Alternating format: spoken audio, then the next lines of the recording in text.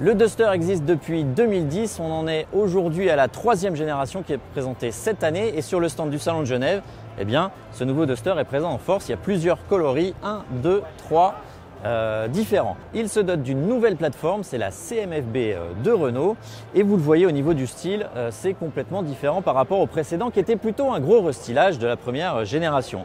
Alors, une face avant qui reprend les codes nouveaux de la marque, avec cette calandre qui intègre le nouveau logo ici, vous le voyez, et qui se prolonge au niveau des optiques avec une signature lumineuse en forme de Y, et ça on le retrouve aussi à l'arrière de la voiture. Le capot lui est un petit peu plus haut et très horizontal, ça lui donne un look de véritable SUV très baroudeur. On a aussi des protections de carrosserie, les skis ça on connaissait déjà sur les précédentes générations, mais on a aussi des tours de roue par exemple, et tout ce qui protège ce Duster au niveau du tour de carrosserie est fait d'un nouveau matériau qui s'appelle le Starkle.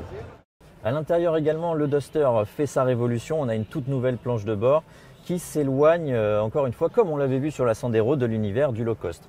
Regardez, on a bien sûr, on reste avec des matériaux durs de partout. Il faut quand même conserver des prix assez bas, mais au niveau du dessin, c'est beaucoup plus moderne. Vous le voyez ici, on a quand même le Duster qui est incrusté, le nom du modèle qui est incrusté en face du passager. On a des écrans numériques désormais et c'est en série, 7 pouces pour le conducteur, plus de 10 pouces pour la tablette multimédia.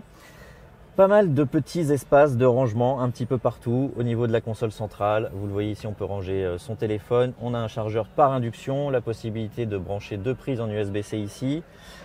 Beaucoup d'astuces, des bacs de portière assez profonds, une grande boîte à gants. Vous le voyez ici. Les aérateurs qui reprennent le motif en forme de Y qu'on retrouve au niveau des signatures lumineuses. Bref, on est dans une atmosphère qui monte vraiment d'un cran par rapport à la précédente génération de Duster.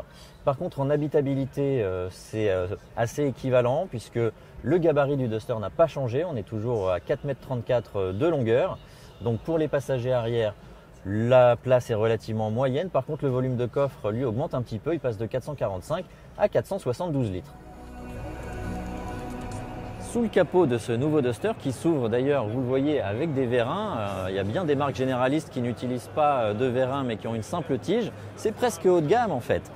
Eh bien, on découvre au lancement 3 motorisations. Il va y avoir le 1 litre 3 cylindres EcoG, donc essence et compatible GPL. On aura aussi un moteur qu'on connaît déjà chez Renault, qu'on a vu sur l'Austral, qui est le 1 litre 2 micro-hybridé qui fait 130 chevaux. Et enfin, en haut de gamme, on aura la motorisation hybride qu'on connaît sur Clio et sur Capture par exemple, qui développe 140 chevaux sur une base de moteur 1 litre 6. À signaler que le Duster existe toujours en version 4x4, mais qu'elle n'est disponible qu'avec le moteur 1 litre 2 micro-hybridé de 130 chevaux. On termine avec les prix. Alors même si l'inflation est passée par là, le Duster reste le seul modèle de sa catégorie à pouvoir proposer un modèle sous les 20 000 €. En effet, l'entrée de gamme débute à 19 600 € avec le petit moteur EcoG et elle culmine à 28 200 € avec l'hybride en version haut de gamme.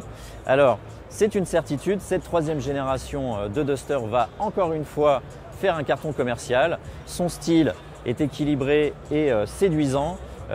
Son intérieur est un petit peu plus haut de gamme, ses motorisations sont diverses et variées. Encore une fois, ça va être un hit commercial, c'est une certitude.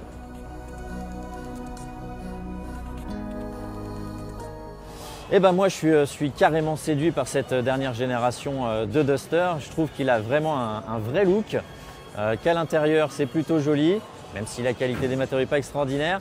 Et il garde encore des prix, même s'ils ont augmenté, qui sont intéressants. Donc voilà, franchement, si j'étais client des SUV, ce qui n'est pas le cas quand même, je prendrais bien un Duster sans problème.